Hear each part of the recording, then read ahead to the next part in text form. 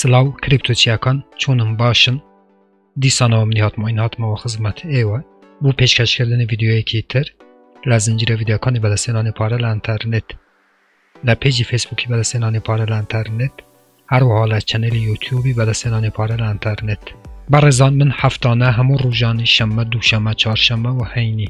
به شیوه رکوپک ویدیوکانی سوارت به کریپتوکارنسی یا خود همان دراوی الکترونی لناو ام چنل آپلود یا خود پخش شکم بو اوی زاناری و لبار کریپتوکارنسی ببا مسروه و هر وها ایوه بتوانن لرای ام چنل و ببران بر دراوی الکترونی و هر وها دولار امریکی بدست بهنن بو اوی ویدیوکانی دهاتو لدست ندن و اگر هستان لم جوره ویدیوانه دتوانن چنل که سابسکرایب بکن زنگولای تنشش چالاک بکن بو اوی هر کاتی کم ویدیو یک آپلود تکم یا خود پخش شکم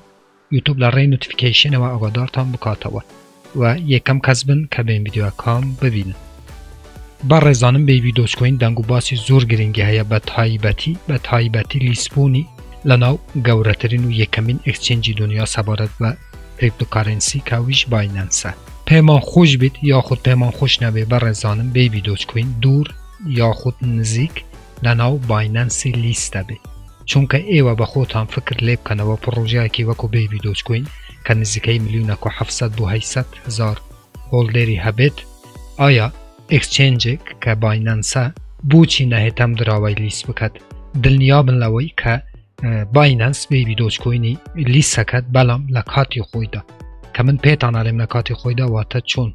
واتا کاتک بایننس به ویدیوش کوینی لیست که به راستی بزاند که او توکنی که لناو اکسچنجی خوی لیست کد نرخه که جیگیر به و تا نرخه که باشی هبه دلنیاب نواش که بایننس او همو خلقه که میلیون که 700 و 800 هزار هولدره لدست خوی ناده چون که من به بالگه و بوی وقصه کم هر وکو چین ناو تویتری بیبی دوچ کوین که پیج رسمی بیبی دوچ کوینه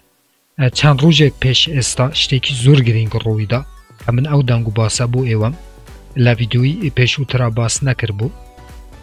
چون که ووتم لا یک ویدیو ناکره همو دنگو باسه گرینگه کانی بیبی دوچ کوین بو ایوا باز بکم که اما یکی که برزانم یکی که لگرینگ ترین دنگو باسی بیبی دوچ کوین با نسبت بایننس و بو چی ایسا پیتان علم لکارت اگدا که ایسا بیبی دوچ کوین لنا بایننسی لیست نبوه بلام لیرانه هر وکوی بینیم که بایننس.com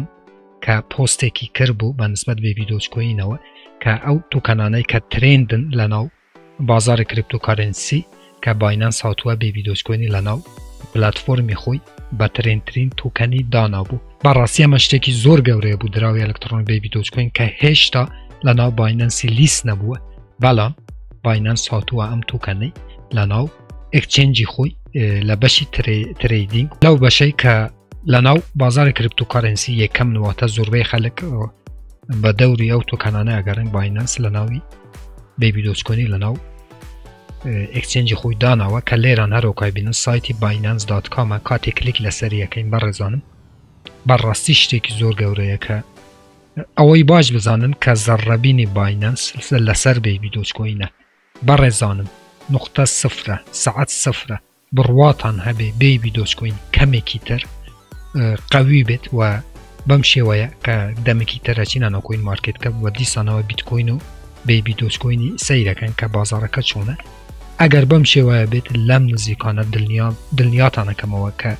كباينانس بيبي دوش كويني ليسكا وأوقاتي إما شهري سودكي چند هزار درصدي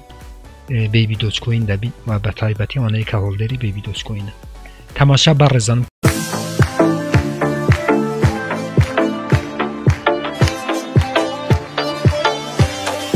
که و چند روز پیش استابلاوی کربو او کاتی بیبی دوچ کوین لرتبه کمی بو بالا مسته هر وکو اوینن که لنا سایتی خودی بیبی ببورن بایننس ترندین کریپتو که بیبی دوچ کوین دو همه واتا چالاکترین دراوی الکترونیه بیبی دوچ کوین که بایننس هاتوه تماشا استالیر تریدین یا خوزگه او روژه بید که ایمه لناو اکسچنجی بایننس لیرانه تریدی بیبی دوچ کوینش ببینین که ایوا دتوانن که اوقات ایوا بتوان لناو خودی بایننسی ترید کرین و پروشتن به بیبی دوچ کوین بکن برزانم اوی لبیر نکنه ویدیوی با بمینه بو یادگاری که بیبی دوچکوین روژک دیت لم نزیکانه لیرانه بشی ترید بو بیبی دوچکوین دبه تولنا بایننسی و او کاتی فایده نی او کسانه ای که بیبی دو جیان نکروه چون که او کاتی مشاهدی چند هزار درصدی برزبونوی یا خود هلکشانی نرخی دراوی الکترونی بیبی دوچکوین دبی اما گرینگترین دنگو باسی دوچکوین بیبی دوچکوین بو که لویدیوی ترا باسم نکر بو ویستم ویدیوها کی تایبت لسرم بابتای دروز بکین بله برزانم بیبی دوچکوین تو کنه که کماوی 1 سالو 5-6 مانگه هاتی تنها بازار کریپتوکارنسی ولو ما و نزیکی که هاتی تنها بازار کریپتوکارنسی نزیکی 1,700,000 بو 800,000 هولدری بو خوی کو کردی تا ولی استادا 8.03412 معامله پیکره و به نسبت بیت کوین و 10.11 پوین او هر دا گوره چون که هنده سریحه بیبی دوچکوین ل نرخه کی هر برزبونه و داکشانی بخواه بینی 10.77 لسطا برای هلکشان شود و به نسبت اسریوم و 12.24 لسطا و 388,000 کس هم دروان لواش لیستی خوان هیا و هر وها هم دراوه با تایبتی لسر نتورکی بایننس اسمارت چین پیاده بوه ولی استادا 420 کوارتریلیونه که 231 کوارتریلیون بازار اویتر تو کنسوزی کردوه ماوا و امنده برزن 231 کوارتریلیونی ماوا و هر وها 115 کوارتریلیون لناو بازار یکا معامله کردن و فروشتنی پیکره و هر وها مارکت کپی استا 392 میلیون دلاره و هر وها ولومی 24 کاجمری هم دراوه نزیکی 25 میلیون دلاره و گرینتری مارکت اکانیش که ایوه آماجه پیکم باشرینیان و کیکسا که ایوه دتوان بچن تریدی بم دراوه الکترونیا و بکن و هر وها امرو بازار بیت کوینش برزانم که بازار که تقریبا لرنجی 21 بو 22,000 دلار گمه یکه و تقریبا بازار که دتوانیم بریم بازار که باشه و 419